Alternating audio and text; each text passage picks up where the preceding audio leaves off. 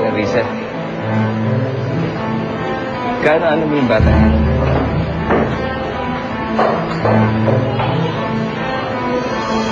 Anak siya ni Ate Nancy. Pamangkin mo siya. So, kamusta na pala kayo na ate mo? Rati na ba? Mukhang hindi na ako mapapatawad ni Ate. Nagkalapit nga lang kami ni Natalie dahil kay Mama.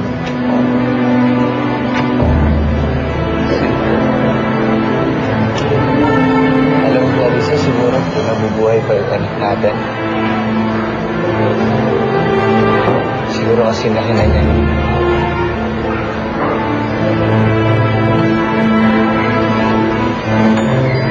Sige, Ituloy na ako. Bye-bye po.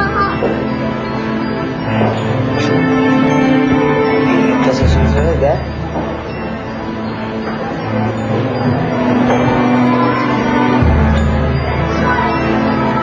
Daryl, salamat.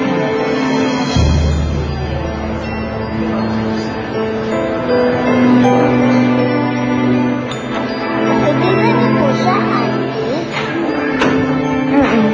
Kaibigan ko siya, pero wag na lang natin siyang pag-usapan, okay? Apa?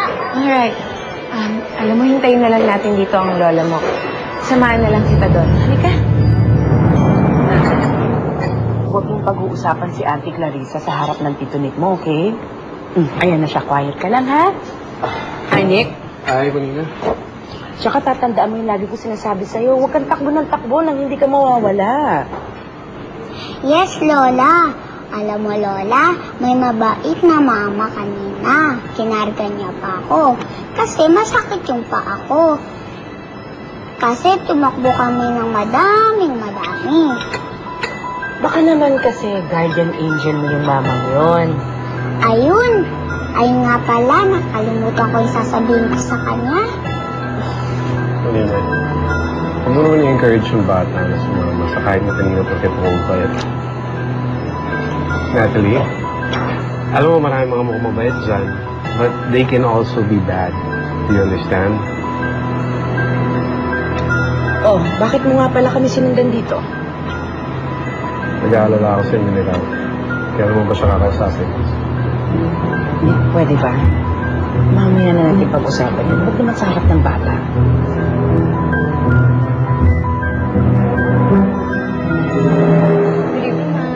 Hi. Honey, saan ka galing? Galing ako sa mall. Gusto ko sana mag-shopping pero wala naman ako nagustuhan. May maganda akong balita para sa'yo. Ano yan? Well, we can get Angela back. I spoke with the lawyer kanina. Sabi niya, with special procedure, we can get the adoption revoked. Ay, say hi na to Mami ito, Lolo. Hi, Mami! Hello, anak. Hi, Lolo! Hi, baby. Gabi na. Halika dito. Marami ka bang homework? Isa lang po yun. Kaya ko naman po yung gawin eh. Ako, pasensya na ha. Hindi ko kasi namalayan ng oras. Halika na. Gawin natin yung homework mo. Tutulungan kita. Bye-bye, Lolo! Halika na. Pwede na. Munina, hanggang kailan mo ba akong hindi kakausapin? Ralph, may kailangan kang malaman tungkol kay Natalie.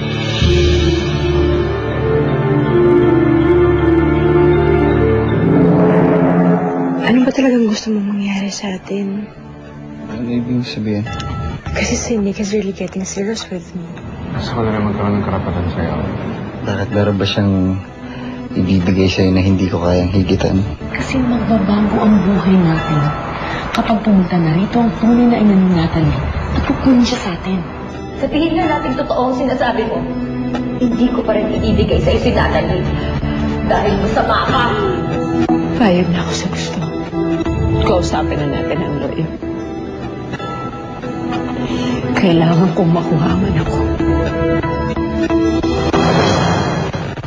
Kaya kong You've just witnessed the heartbreaks and challenges in Kaya Kong Abutin ang Langit with Crane